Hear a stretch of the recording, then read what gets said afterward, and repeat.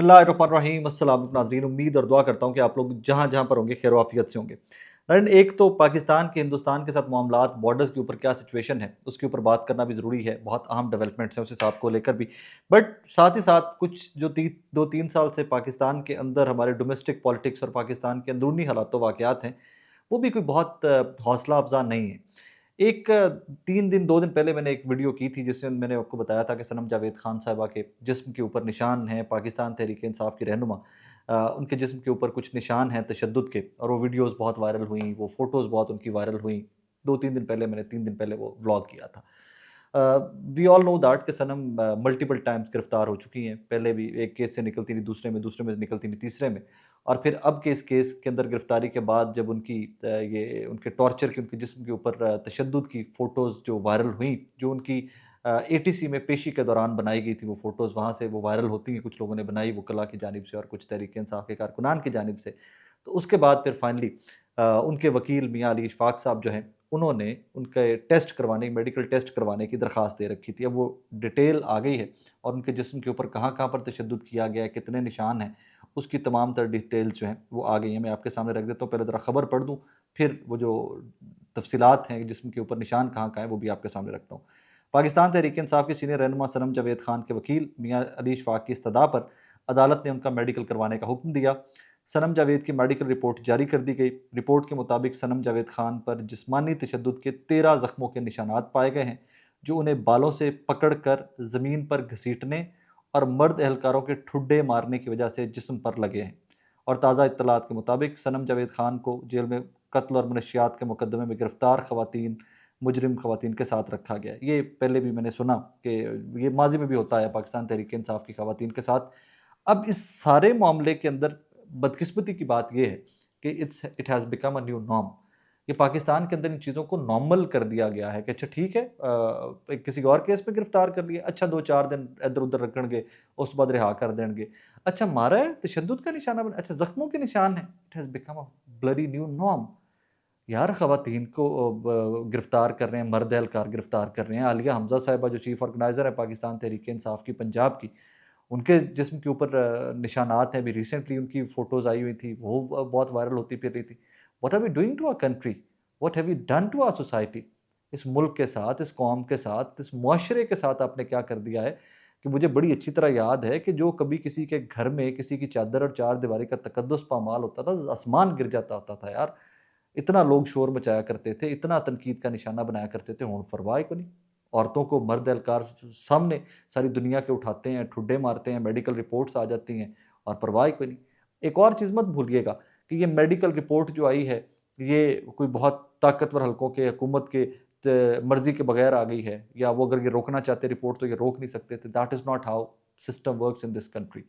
आपको मुझे हमें बार-बार पैगामात दिए जाते हैं कि ये निज़ाम इतना तगड़ा है, मारा है, तशद्दुद का निशाना बनाया है, मर्द पुलिस एहलकारों ने उठाया है, रिपोर्ट के अंदर आ गया, जो उखाड़ सकते हो उखाड़ लो।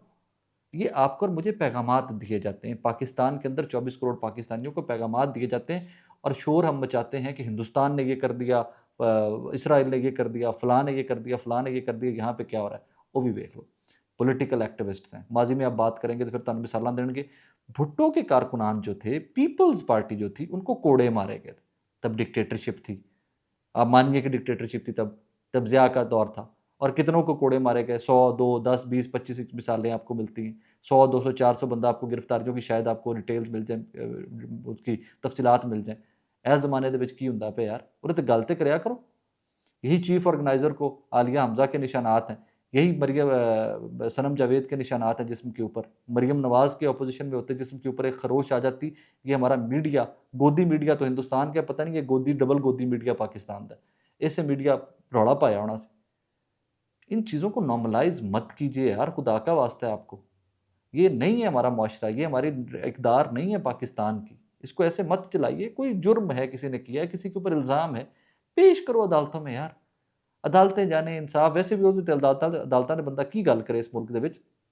बट कम अज़ कम तशद्दुद मारना, गिरफ्तारी के दौरान घसीटना, वालों तो फड़ फड़ ठुड्डे मारना, ये कभी हुआ है किसी मुल्क के अंदर यार?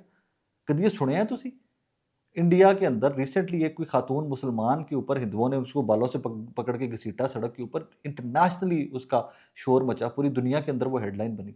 ਇੱਥੇ ਤੁਸੀਂ ਤਹਿਰੀਕੇ ਇਨਸਾਫ ਦੇ ਕਾਰਕੁਨ, ਤਹਿਰੀਕੇ ਇਨਸਾफ ਦੇ digital media activist, Tehreek Insaf ਦੇ औरतां ਦੇ ਨਾਲੇ ਕਰਦੇ ਫਿਰਦੇ ਹੋ यार।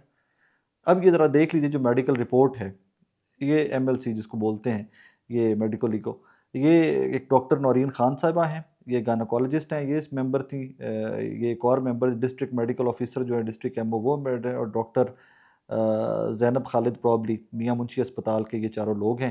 और एक और भी हैं, कोई उनके क्लैरिटी नहीं है, वो भी डिस्ट्रिक्ट स्टैंडिंग कमेटी मेंबर हैं। ये 4 लोग हैं जिन्होंने ये MLC किया है और इन्होंने आइडेंटिफाई किए हैं 13 निशान, इंजरी 1, इंजरी 2, इस तरह करके 13 निशानात हैं जो इन्होंने किए हैं, जो इस डिटेल के अंदर आए हैं। Bruise on the right greenish colour measuring 3 centimetre on medical surface of the right big toe. Big right side की जो टो है उसके ऊपर 3.2 सेंटीमीटर का निशान है। आगे over middle malicious multiple length और area of the number of the. अब ये 13 डिफरेंट निशानात हैं, मैं ये डिटेल आपको साथ लगा दूंगा क्योंकि मेडिकल टर्म्स है, मैं बहुत ज़्यादा समझता नहीं हूँ उनको।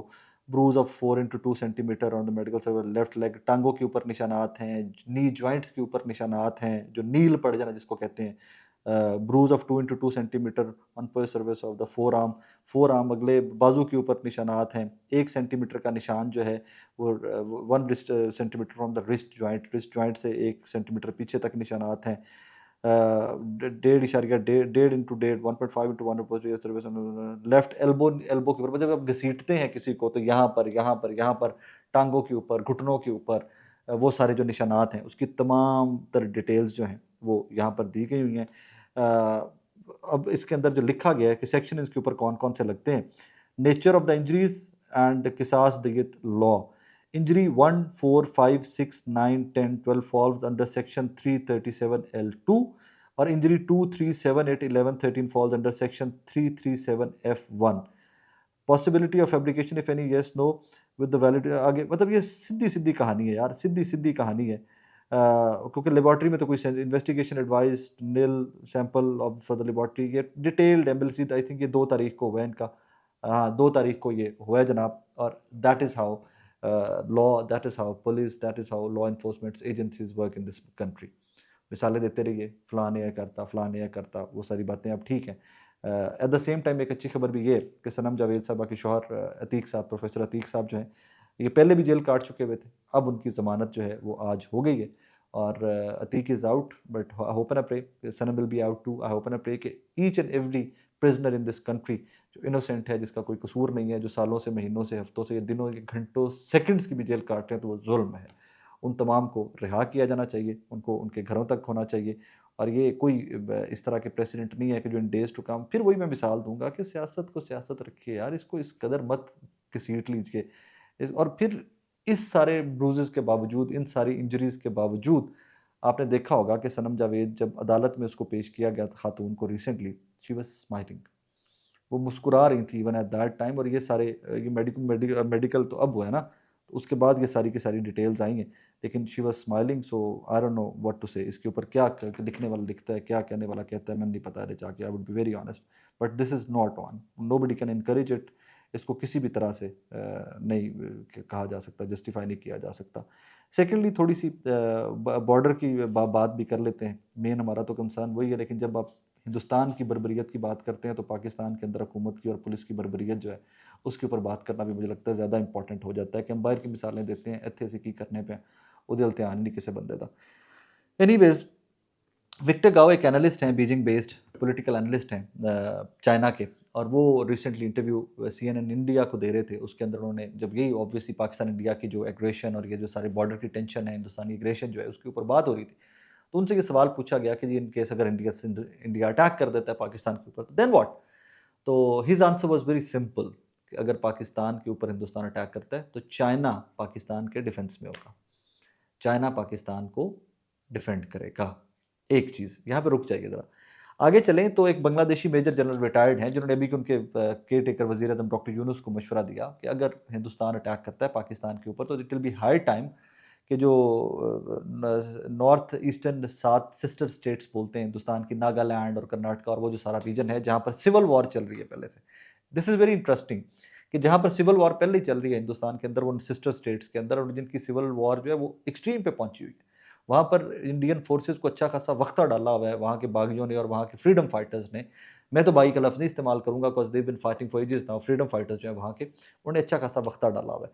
तो उनके एक जनरल हैं, बांग्लादेश के रिटायर्ड जनरल हैं, उन्होंने मशवरा दिया डॉक्टर यूनूस को कि अगर जनाब हिंदुस्तान अटैक करता है पाकिस्तान के ऊपर, तो बांग्लादेश को इन 7 सिस्टर स्टेट्स के ऊपर, नॉर्थ ईस्टर्न स्टेट्स जो हैं, इनके ऊपर कब्ज़ा कर लेना चाहिए। अब ये 2-3 चीज़ें हैं, इनके ज़रा गौर से आपने समझना है। पाकिस्तान ने आज नए मिसाइल्स टेस्ट किए, 450 किलोमीटर रेंज है उस मिसाइल की। लाहौर से दिल्ली का सफ़र जो है 409 किलोमीटर है। इस मिसाइल की रेंज 450 है और ये मिड रेंज मिसाइल है हमारा। ये कोई बहुत तोप नहीं हमने निकाली कि जी हमारा ये एक्सट्रीम या हमारा ये जो सबसे फाइनेस्ट मिसाइल है, ये मिड रेंज मिसाइल है हमारा, कि हम आपको पटाखे चलाने के लिए, इधर-उधर फेंकने के लिए हमारा ये मिसाइल काम आएगा, लेकिन ये हमारे पटाखे फेंकने वाला ये मिड रेंज मिसाइल जो है, ये वॉरहेड कैरी कर सकता है। मतलब ये किसी भी किस्म का बॉम्ब, न्यूक्लियर बॉम्ब तक कैरी कर सकता है और दिल्ली 409 किलोमीटर है, इसकी रेंज 450 किलोमीटर है। सो ये भी एक सिग्नल दिया गया है कि जनाब ऐसी लाहौरों में मिसाइल लॉन्च करिए, ते ड्रम करके दिल्ली ते आके डिगेगा। सो होश के नाखुन लें, औकात में रहें। Let's not get to those levels के जहाँ से वापसी फिर दोनों ममालिक की नामुमकिन हो जाए। अब इसके अंदर एक तरफ से चाइना से पिसता है, लद्दाख वाला रीजन जहाँ पे रोज़ हिंदुस्तान मार खाता है, वहाँ से पिसता है। पाकिस्तान के डिफेंस में चाइना पाकिस्तान के साथ खड़ा होता है। बांग्लादेश हिंदुस्तान के ऊपर अटैक कर देता है अगर किसी किस्म की एग्रेशन हिंदुस्तान दिखाता है। अब यहाँ पर एक और चीज़ बड़ी इंटरेस्टिंग है। थोड़ा-सा अगर आप करंट अफेयर और इंटरनेशनल अफेयर्स से शगफ रखते हैं, अगर आप पढ़ते हैं, तो इसमें एक और चीज़ बड़ी इंटरेस्टिंग है। बांग्लादेश के अंदर किस कदर प्रॉक्सी वॉर्स हिंदुस्तान ने लगाई रखी, कैसे रिसेंटली जो सिस्टम उल्टा है बांग्लादेश का, उसमें हिंदुस्तान का किस कदर नुकसान हुआ और किस कदर बांग्लादेशी हिंदुस्तान से नफ़रत करते हैं, ये आपको समझ आ जाएगी इससे। ये हिंदुस्तान बड़ी इन्वेस्टमेंट कर रहा है आजकल, अफ़गानिस्तान में अस्पताल बन रहे हैं, सड़कें बना के दे रहे हैं, ये कर रहे हैं, वो कर रहे हैं। इवेंचुअली जैसे ही अफ़गानियों को समझ आएगी हिंदुस्तान के मज़मूम मकासद की और अज़ाइम की, यकीन मानिए हर चीज़ वहाँ से वहाँ फिर पलट जाएगी। वहाँ से अफ़गानी भी इनके साथ खड़े हो जाएँगे, इनके खिलाफ खड़े हो जाएँगे कि तुम्हारी ऐसी की तैसी। पाकिस्तान के साथ खड़े हो जाएँगे। सो दैट इज़ हाउ ये जो चाइना और ये जो टसल है ना हिंदुस्तान की मुफ्त की कि जी मैं बड़ा कोई टाइगर बन गया हूँ और मैं कोई बड़ी तोप बन गया हूँ इस रीजन के अंदर। मन्नू चौधरी मन्नू। चौधरी कामों से मन मन ब लोग बनते हैं। चौधरी मुल्क बनते हैं एक-दूसरे की हेल्प से, एक-दूसरे की सपोर्ट से, तरक्की करते हुए, एक-दूसरे का हाथ पकड़ कर, इज़्ज़त करके। हिंदुस्तान चौधरी बनना चाहता लितरां दे नाल कि जी मैनूं मन्नो भी, मैं टैररिज़म भी स्पॉन्सर करांगा, मैं कनाडा 'ਚ भी बंदे मरवावांगा, मैं बरतानिया में भी बंदे मरवाऊँगा, सिख रहनुमा मरवाऊँगा, मैं अमेरिका में भी घुसूँगा, मैं पाकिस्तान के अंदर बलूचिस्तान में भी घुसूँगा, मैं पकड़ा भी जाऊँगा और फिर आप मुझे कहो कि जी मोदी से शरीफ़ुन-नफ़्स, हिंदुस्तान से बेहतर मुल्क ही कोई नहीं है। लेकिन I am sorry to use this word, लेकिन हम हर हरामज़ादगी के अंदर जब भी इन्वेस्टिगेट करते हैं, तो मोदी साहब निकलते हैं। तो चाहे सरोज साहब जो है ना, उसके ऊपर बड़ा फ़ख्र एक चीज़ के ऊपर मैं भी किया करता था कि देखें यार, एक डेमोक्रेसी के अंदर एक बंदा कहाँ से स्टार्ट हुआ और वज़ीर-ए-आज़म हिंदुस्तान बना। लेकिन अब मुझे लगता है कि मेरी वो थ्योरी गलत थी। वो जो कॉम्प्लेक्सेस जो थे ना सोसाइटी के, जो सोसाइटल कॉम्प्लेक्सेस थे, वो नहीं निकल सके मोदी की ज़ात से। वो अपने कॉम्प्लेक्सेस का बदला 125 करोड़ हिंदुस्तानियों से और 25 करोड़ पाकिस्तानियों से लेने की कोशिश कर रहा है। ऐसा होगा नहीं, इंशाअल्लाह ऐसा होगा नहीं। हर एग्रेशन का मुँह तोड़ जवाब दिया जाएगा, 4 से मल्टीप्लाई करके दिया जाएगा और ज़रूर दिया जाएगा। अपना बहुत सारा ख्याल रखिएगा, दुआ में याद रखिएगा। अल्लाह हाफ़िज़।